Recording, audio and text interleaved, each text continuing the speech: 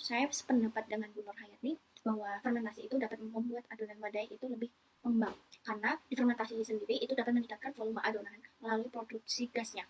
Nah, mikroorganisme seperti ragi ataupun bakteri pengubah gula menjadi gas karbon dioksida itu terperangkap dalam adonan yang menyebabkan adonan ini mengembang.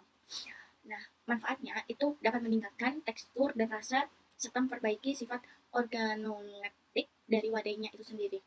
Amonium bikarbonat dan natrium bikarbonat itu merupakan bahan yang pengembang kimia yang bekerja melalui dekomposisi termal atau pecahnya zat karena panas untuk menghasilkan gas yang mengembangkan adonan. Nah, NH4HCO3 atau amonium bikarbonat, dia itu terurai sepenuhnya menjadi gas ketika dipanaskan pada suhu tinggi, seperti saat memanggang. Nah, untuk reaksinya itu NH4HCO3 ketika dipanaskan itu akan menjadi NH3 plus CO2 dan juga H2O plus H2O. Nah, gas amonia NH3 ini dan CO2 ini itu yang merupakan hasil yang dapat merangkap adonan dan membuat adonan itu menjadi mengembang.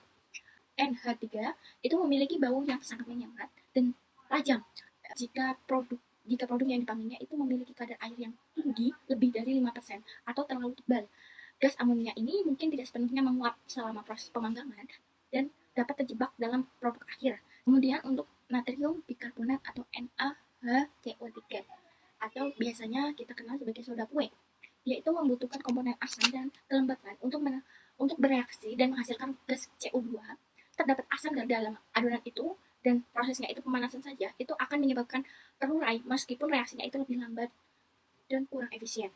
Ada NaHCO3 ditambah H+ menjadi Na+ plus H2O dan CO2.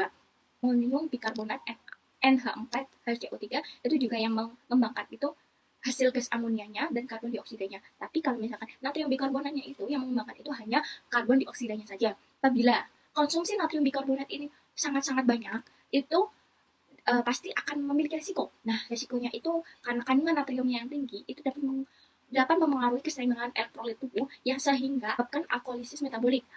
Itu yang dikarenakan pH darahnya meningkat. Kemudian masalah pencernaan seperti kembung, diare, berdasarkan data penelitian. Berdasarkan bahan pengembang NaHCO3 dan NH4HCO3 ini adalah agen pengembang yang bekerja dan menghasilkan gas CO2.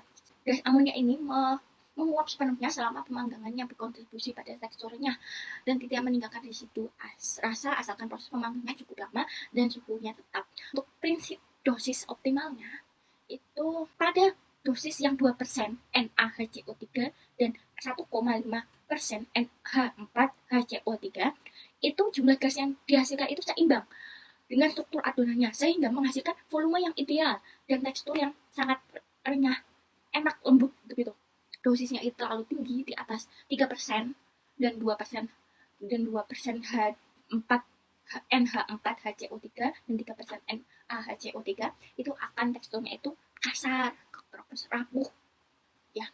Selain itu, jika kelebihan NaHCO3 itu rasanya itu pahit, nggak enak, seperti sama menimbulkan bau amonia yang. Kemudian untuk perancangan formula alternatif bahan pengembang, nah kita juga bisa menambahkan pelengkap untuk kualitas dan konsentrasinya. Bisa ditambahkan dengan bahan krim tartal 0,5 dari berat tepungnya. Nah, krim ini itu adalah asam lemah yang stabil, akan bereaksi dengan NaHCO3 untuk menghasilkan gas CO2 secara lebih terkontrol dan konsisten.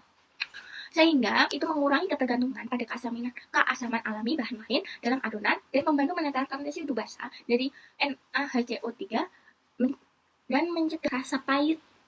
Karena rasa pahit bisa juga dengan menambahkan tepung jagung atau tapioka sekitar 1-2% dari total campuran pengembangnya. Itu membantu mencegah penggumpalan bahan pengembang selama penyimpanan dan memastikan distribusi yang merata dalam adonan. Dan untuk pertimbangannya, O3 dan NH4HCO3 sudah teruji. Nah, kalau krim tartal dan tepung jagung itu adalah bahan adiktif makanan yang aman, juga diizinkan asalkan digunakan dalam batas aman. Jadi dengan mengoptimalkan tekstur dan meminimalkan flavor yang bertujuan untuk menghasilkan wadah ini dengan tekstur yang konsisten dan rasa yang lebih bersih, lebih enak.